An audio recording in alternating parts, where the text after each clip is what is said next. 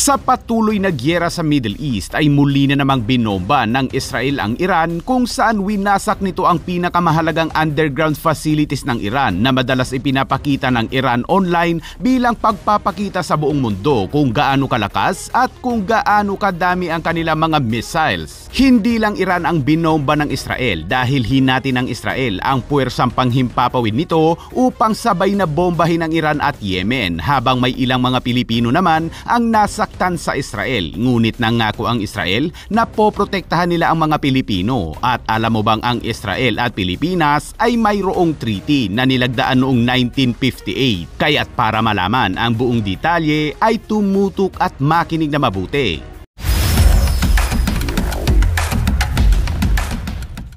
Sa patuloy na gyera sa pagitan ng Israel kontra Iran, sa pangalawang pagkakataon ay muling naglunsad ng airstrike ang Israel sa mga pasilidad ng Iran kung saan binomba ng Israeli Air Force ang mga Iranian ballistic missile launcher kasama ang mga air defense system at radar.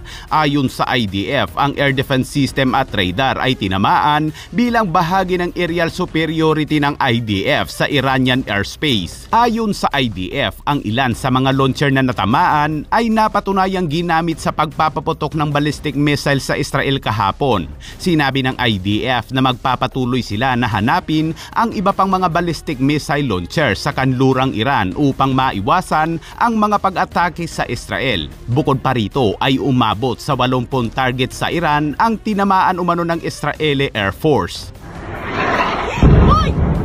Kasama umano sa mga target sa kabisera ng Iran ay ang mga fuel depot, ang punong tanggapan ng Defense Ministry ng Iran, ang punong tanggapan ng proyektong nuclear at iba pang mga target na nauugnay sa programang nuclear ng Iran. Tinamaan din umano ng Israeli Air Force ang gas infrastructure malapit sa Bandar Abbas na sinasabi ng militar na ang mga fuel at gas sites ay ginagamit ng Iran para sa mga layuning militar at para sa proyektong nuclear nito. At hindi lang yan mga kabayan dahil ito ang isa sa pinakamahalagang balita kung saan winasak na rin ng Israel ang pinakamahalagang underground site ng Iran na madalas nitong ipinapakita sa online. Isang propaganda video upang ipakita sa mundo ang kanilang lakas at dami ng mga missiles. Sa inilabas nilang video kamakailan ay kita sa loob ng underground ang madami at naglalakihang mga ballistic at cross missiles.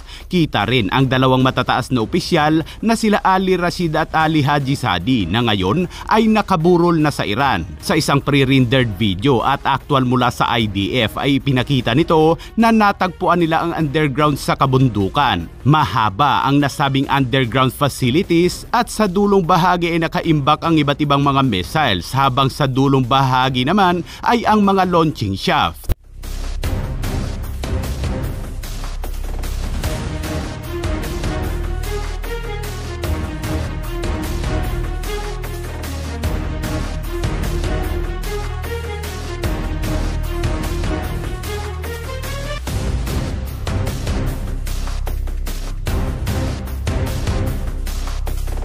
Ngayong wasak na ang underground facilities na ito ng Iran, sinabi ng IDF na magpapatuloy pa rin ang kanilang operasyon dahil naniniwala ang Israel na mayroon pang ibang mga pasilidad ang Iran. Nag-anunsyo din ng Israel sa mga sibilyang Iranian na pansamantala munang lumikas o lumayo sa mga lugar na malapit sa mga military facilities ng Iran para sa kanilang kaligtasan at huwag muna umanong bumalik sa mga lugar hanggat wala pang anunsyo ang IDF dahil magpapatuloy umano ang kanilang operasyon upang wasakin ang mga missile launcher ng Iran. Sinabi rin ng IDF na 50 fighter jets ang nag-participate sa nasabing atake. Hindi lang Iran ang inatake ng Israel dahil hinati ang hukbong panghimpapawid sa dalawang grupo. Ang iba ay sa Iran habang ang iba naman ay sa Yemen upang burahin ang leader ng Houthi na sina Abdul Malik al-Houthi at Houthi Chief of Staff Muhammad al-Gamari. Ayon kasi sa IDF ay nakisabay umano ang Houthi habang nagpapaulan ng missiles ang Iran kung saan nagpakawala din ng mga drone ang Houthi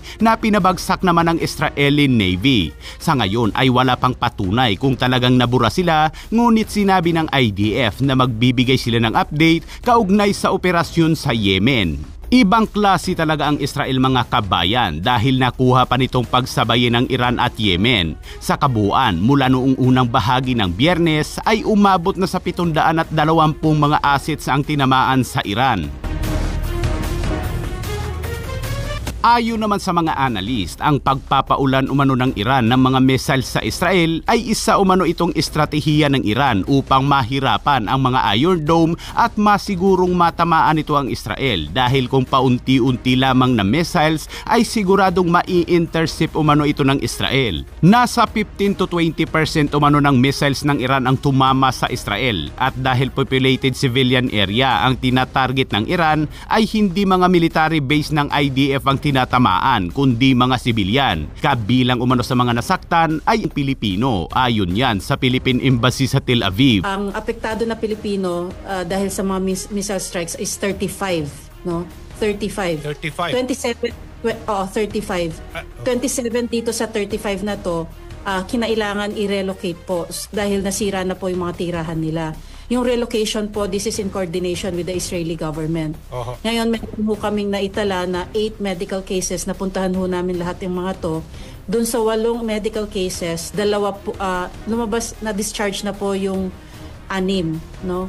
2 lang po ang natitira na yung isa moderately critical. Ang isa po talagang binabantayan namin kasi critical po siya. Itong gabi na to is very critical para sa kanya. So tahimik po ngayon pero just after midnight ho nag-advise po yung Homefront Command. Ito po yung parang command center po ng Israel at sila po yung nagbibigay ng abiso kung kailangan mag-take shelter, yung mga ganun. Yan ho yung sinusunod namin. So nag-advise po sila just after midnight na kailangan mag-ready kami to stay close to a shelter. No, so pagka ganun ho, very important po yung Homefront Command, yung mga advice nila. So pagka sinabi ho, stay near a shelter, you have to stay near a shelter. Ang SOP ho ng Israeli government, kapag ka naapektado yung bahay ho, yung munisipyo mismo kung saan yung bahay, kung saan nakatira yung kababayan natin, the municipality is in charge po to look for alternative housing po muna, either a hotel or a temporary shelter for them na italaga po ng munisipyo to make sure nakasama yung Pilipino dun sa plano nila, hindi lang po Israeli yung pinaplano nila. So ngayon po yung minomonitor namin, yung iba check-in po nila sa mga hotel, no? Gusto kong i-emphasize po, no, yung mga natamaan po ng mga buildings dito sa Israel, ang nakikita po namin, based din sa mismong sitwasyon po ng mga kababayan natin, these are residential houses po. Residential areas po ito, no? So ang natamaan po ng missile ng Iran ay mga residential complexes po. Sinabi naman ni Israeli Ambassador to the Philippines na si Elan Floss na prioridad rin ng Israel ang kaligtasan ng mga Pilipino at iba pang mga dayuhan na nasa Israel. Mayroon kasing treaty ang Pilipinas at Israel, ngunit hindi ito treaty na defense treaty, kundi treaty of friendship between Israel and Philippines na nilagdaan noong February 26, 1958 na nagpapatibay sa diplomatikong relasyon ng dalawang bansa. Ang kasunduang ito ay nagtatag ng pundasyon para sa patuloy na pagtutulungan at pagkakaibigan.